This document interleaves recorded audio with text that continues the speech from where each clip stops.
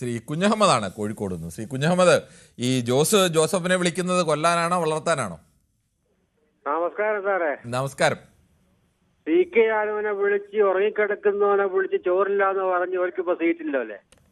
ഇപ്പൊ SDPI നമസ്കാരം സാറേ.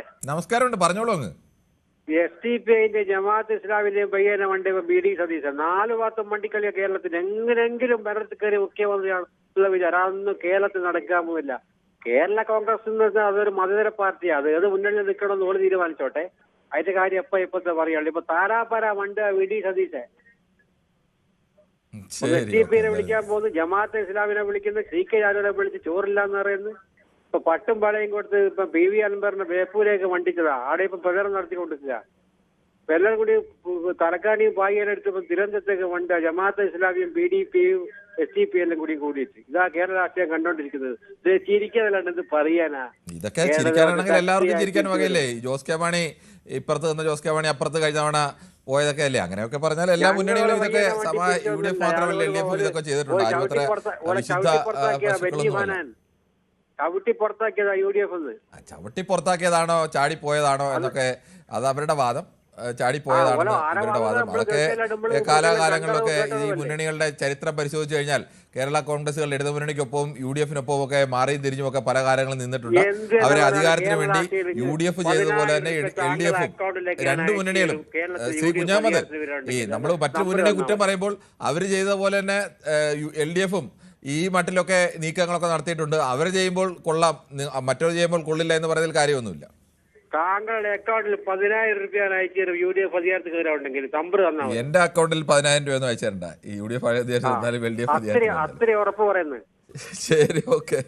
നാട്ടിലാരെങ്കിലും തിരിച്ചു നല്ല ഭരണ കേരളത്തില്. ശരി.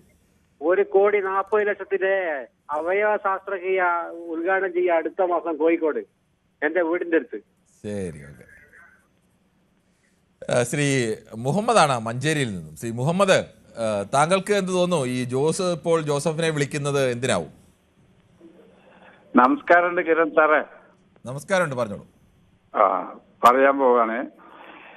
ഇപ്പൊ നല്ലത് ജോസഫ് സാറിന് LDFിൽ വരിക നല്ലത്.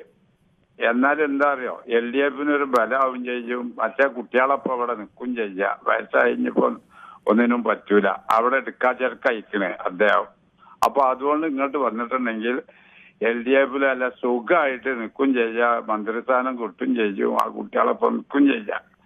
അപ്പൊ അതുകൊണ്ട് ഈ മറ്റേ ഞങ്ങള് അതായത് പിന്നെ സതീശൻ സാർ മന്ത്രിയാവും എന്നുള്ള ആ കണക്ക് അവിടെ വെച്ചാ മതി. അത് ഈ തട്ടുന്ന് മന്ത്രിയാവൂല. ശ്രീ മുഹമ്മദ്, ഇതേ ജോസ് തന്നെയല്ലേ UDFിലേക്ക് പോകാൻ ചർച്ച നടത്തിയെന്നുള്ള വാർത്തകളൊക്കെ വന്നത്? അത് വന്നത് ശരിയാണ്. അതിപ്പോ നേരത്തെ അദ്ദേഹം പറഞ്ഞില്ലേ, ഇവരങ്ങോട്ടും ഇങ്ങോട്ടും ഒക്കെ നേരത്തെ പറയുന്നുള്ളത്. അത് രാഷ്ട്രീയമല്ലേ സാറേ? അത് രാഷ്ട്രീയാണ്. ഈ രാഷ്ട്രീയത്തിൽ തന്നെ പറഞ്ഞത് അദ്ദേഹത്തിന് ഇങ്ങോട്ട് വന്ന അദ്ദേഹത്തിന് വിശ്രമിക്കാം LDFിൽ ഒരു മന്ത്രിസ്ഥാനേറ്റ്. അത്രേ പറയാനുള്ളൂ. ശ്രീ പ്രദീപാണ് ഇടുക്കിയിൽ നിന്ന്. ശ്രീ പ്രദീപ്, താങ്കൾ പറഞ്ഞോളൂ. മുമ്പേ കട്ടായി പോയിരുന്നല്ലേ?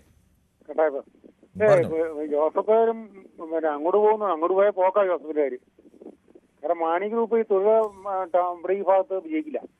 കാരണം ഇവിടെ എനിക്ക് പാരാച്ചട്ടിയുമാ അച്ഛനും മകനും. അതുകൊണ്ട് ഇവിടെ നടക്കില്ല. ബാക്കിയുള്ളടത്ത് നടക്കുമായിരിക്കും. ജോസഫ് പോയ ജോസഫിന്റെ കാര്യം കട്ട പോക. മകൻ അത്ര കഴിവില്ലെന്നേ. ഞാൻ എന്റെ വീടിന്റെ അടുത്ത് 10 മിനിറ്റ് പോയി കൊണ്ട് വീട്ടിൽ പോയി. ഞങ്ങള് പണ്ട് നേരത്തെ അവിടെ പേരൊക്കെ വരച്ചോണ്ടിരുന്ന ഈ ജോസഫിന്റെ വീട്ടില്. ജയിച്ചു നോക്കില്ല, ആർക്കും വേണ്ടി തീർത്തില്ല. ആ കാരണം പുള്ളിക്കാരന്റെ കാലം കഴിഞ്ഞാൽ പിന്നെ കോൺഗ്രസിന് തന്നെ അവിടെ പിടിച്ചേക്കാൻ പറ്റുള്ളൂ. മറ്റേ മാണിയുടെ മറ്റേ ജോസഫയുടെ ഒന്നും കിട്ടാൻ പോകില്ല, എല്ലാം പോകും. ശരി, ഓക്കെ. ശ്രീ ഉമേഷാണ് കോഴിക്കോട് നിന്നാണ് വിളിക്കുന്നത്. ശ്രീ ഉമേഷ്, താങ്കൾക്ക് എന്ത് തോന്നുന്നു? പൊടുന്നനെ ജോസ് എന്ന് പറയുന്നു ജോസഫ് വിഭാഗം LDFിലേക്ക് പോരെ, ഞങ്ങളെല്ലാ സംരക്ഷണവും നൽകാം, UDFിൽ നിൽക്കുന്ന സൂക്ഷിച്ചു വേണം എന്നൊരു ഉപദേശവും ഒക്കെ നൽകുന്നു. എന്താണ് ഇതിന് പിന്നിൽ? നമസ്കാരം കിരൺ. നമസ്കാരം.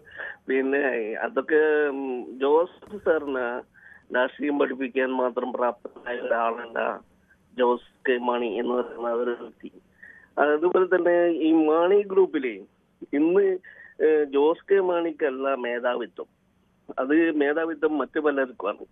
അതുകൊണ്ട് ജോസിന് സത്യത്തിൽ UDFിലേക്ക് വരാൻ വല്ലാതെ ഒരാഗ്രഹം ഉണ്ടായിരുന്നു. 2 ദിവസം മൗനം പാലിച്ചതൊക്കെ അതിനു വേണ്ടിയിട്ടാണ്.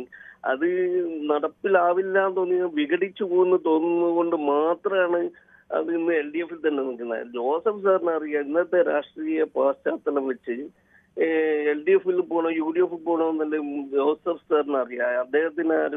അദ്ദേഹത്തിന് എന്തായാലും രാഷ്ട്രീയം ജോസ് കെ മാണി പഠിപ്പിക്കേണ്ട ആവശ്യകതയില്ല. ഇന്നത്തെ സാഹചര്യം വെച്ചിട്ട് UDF തന്നെയാണ് നല്ലതെന്ന് എന്തായാലും അദ്ദേഹത്തിനുള്ള തിരിച്ചറിവുണ്ട്. ഉമേഷ്, പക്ഷേ ജോസ് കെ മാണിയുടെ രാഷ്ട്രീയ ബുദ്ധിയല്ലേ യഥാർത്ഥത്തിൽ വിജയിച്ചത്? കഴിഞ്ഞ തവണ ജോസ് കെ മാണി സമർത്ഥമായി LDF-നൊപ്പം ചേർന്നു, LDF-ന് ഭരണമായി. അവിടെ ജോസ് കെ മാണിക്ക് മന്ത്രിയാവാൻ കഴിഞ്ഞില്ലെങ്കിലും പാർട്ടിക്ക് ഒരു മന്ത്രിയെ കിട്ടി, അധികാരത്തിന്റെ ഭാഗമായി തുടരാൻ അദ്ദേഹത്തിന് കഴിഞ്ഞു. അത് UDF-ന്റെ ഭാഗമായിട്ടിരുന്നെങ്കിൽ നടക്കില്ലായിരുന്നല്ലോ. UDF-ന്റെ ഭാഗമായിട്ട് നടക്കില്ലായിരുന്നു. പക്ഷെ കഴിഞ്ഞ തവണ 2ാം പിണറായി സർക്കാർ ഭരണത്തിന്റെ മികവ് കൊണ്ടുവന്ന അതെല്ലാം ആ സമയത്തുള്ളൊരു എന്താ പറയാ സാഹചര്യം കൊണ്ടുവന്നതാ. അത് കൊറോണന്റെ ഒക്കെ സാഹചര്യം കൊണ്ടുവന്നത്, അല്ലാതെ LDF സർക്കാരിന്റെ എങ്ങനെ വന്നാലും അത് തിരിച്ചറിഞ്ഞ് ബുദ്ധിപരമായി തീരുമാനമെടുക്കാൻ ജോസ് കെ മാണിക്കല്ലേ കഴിഞ്ഞത്, അത് ജോസഫിനല്ലല്ലോ. അല്ല, അതിന് പിന്നിൽ പല ഇതുണ്ടല്ലോ. അതിന് മുന്നിൽ നമ്മൾ ഈ പറയുന്ന വെറും മുന്നണി മാറ്റം മാത്രമല്ല, ഇതിന് പല പ്രശ്നങ്ങളും ഉണ്ടായിട്ടുണ്ട്. അതിന്റെ അടിസ്ഥാനത്തിൽ മാറിപ്പോയതാ. അല്ലാതെ ശ്രീ തങ്കച്ചനാണ് കോട്ടയത്ത് നിന്നാണ്. ശ്രീ തങ്കച്ചൻ, കോട്ടയം എന്ന് പറയുന്നത് ഈ കേരള കോൺഗ്രസിന്റെ ഒരു ആസ്ഥാന സ്ഥലമാണല്ലോ. അവിടെ നിൽക്കുന്ന താങ്കൾക്ക് എന്ത് തോന്നുന്നു? ഈ ജോസഫിനെ ഇപ്പോൾ ജോസ് കെ മാണി വിളിക്കുന്നതിന് പിന്നിലെ തന്ത്രം എന്താണ്? നമസ്കാരം സാർ. നമസ്കാരം. ഞാൻ കോട്ടയം തന്നെയല്ല, ഞാൻ പാലാ നിയമത്തിന്റെ ആൾ തന്നെയാണ്. പാലായിൽ. ശരി, ഓക്കെ. അപ്പോൾ എന്തായാലും താങ്കൾക്ക് ഈ കേരള കോൺഗ്രസ് രാഷ്ട്രീയം നന്നായി അറിയാമെന്ന് പ്രതീക്ഷിക്കുന്നു. തീർച്ചയായിട്ടും കേരള കോൺഗ്രസ് പിറവി എന്ന് പറഞ്ഞാൽ പാലായിലല്ല, പയ്യെ തന്നെയാണ്. ഗുരുവാക്കുന്നിന്റെ വീട്ടിൽ നിന്നാണ് കേരള കോൺഗ്രസ് പിറക്കുന്നത്. അതിനുശേഷം മാണി സാറും ജോസഫ് സാറും കൂടെ കൂടി കേരള കോൺഗ്രസ്, അതിനുശേഷം അവർ രണ്ടുപേരും പിരിയുന്നു. ഇങ്ങനെ പിരിഞ്ഞ് കഴിയുമ്പോഴത്തേക്ക് ഓരോരുത്തർ ഓരോ രീതി പോകുന്നു. മാണി സാറിന് വഴിക്ക് പോകുന്നു, ജോസഫിന് വഴിക്ക് പോകുന്നു. ഇങ്ങനെ ഇന്ന് കാലഘട്ടങ്ങളിൽ ജോസ് കെ മാണിയുടെ പ്രായം സർവീസ് ഉണ്ട് ജോസഫിന്. ഈ ജോസഫ് ക്ഷണിക്കാൻ ജോസ് കെ മാണി ആളായോ? ഇല്ല. ജോസ് കെ മാണി ഉപേക്ഷ വെച്ചാൽ അടുത്ത പ്രാവശ്യം ജയിക്കുക. പാലാ നിയമമണ്ഡലത്തിൽ ജോസ് കെ മാണി ജോസഫിനെ കൂട്ടാതെ ഇവിടെ മത്സരിച്ച് കഴിഞ്ഞാൽ തീർച്ചയായും കെട്ടിവെച്ച കാശ് പോലും കിട്ടിയ രീതിയിലേക്കാണ് ജോസ് കെ മാണിന്റെ രീതി. അത് മുന്നിൽ കണ്ടുകൊണ്ടാണ് ജോസ് കെ മാണി ജോസഫിനെ ക്ഷണിക്കുന്നത്. അത് തന്നെയല്ല, അതിനുപരിയായിട്ട് പാലാ നിയമത്തിൽ കണ്ടിരിക്കുന്ന സ്ഥാനാർത്ഥിയായിട്ട് വന്നിരിക്കുന്ന PC ജോർജിന്റെ മകൻ ഷോൺ ജോർജ് ആണെന്നാണ് അറിയപ്പെടുന്നത്. അപ്പോൾ അവിടെ PC ജോർജ് കുറെ സ്വാധീനമുള്ള മേഖലയാണ് ഈ പാലാ നിയമമണ്ഡലം. അപ്പൊ അതിന് ശരിക്കും പാലാ നിയമമണ്ഡലത്തെ ജോസ് കെ മാണി ഭയക്കുന്നുണ്ടെന്നാണ് എനിക്ക് തോന്നുന്നത്. ഇത്തരം കാര്യങ്ങളിൽ ജോസ് കെ മാണി അതിബുദ്ധിമാനാണ്, കുരുട്ടുബുദ്ധിക്ക് ബുദ്ധിമാനാണ് ജോസ് കെ മാണി. ഈ പ്രവർത്തനങ്ങൾ ജോസ് കെ മാണിക്ക് നേരത്തെ അറിയാവുന്നതുകൊണ്ട് ജോസ് കെ മാണി ഇപ്പോഴും ജോസഫിനെ ക്ഷണിക്കുന്നത്. ജോസഫിനെ ക്ഷണിച്ചാൽ ജോസഫ് പോകണമെന്ന് ജോസഫ് എന്തായാലും അനുഭവം കിട്ടും LDF പോയത്. അത് തീർച്ചയായിട്ടും ജോസഫ് ഒരു കാരണവശാലും പോകലെന്നാണ് എന്റെ പൂർണ്ണ വിശ്വാസം. കൂടുതൽ വാർത്തകൾക്ക് News 18 Keralam YouTube channel subscribe ചെയ്യുക.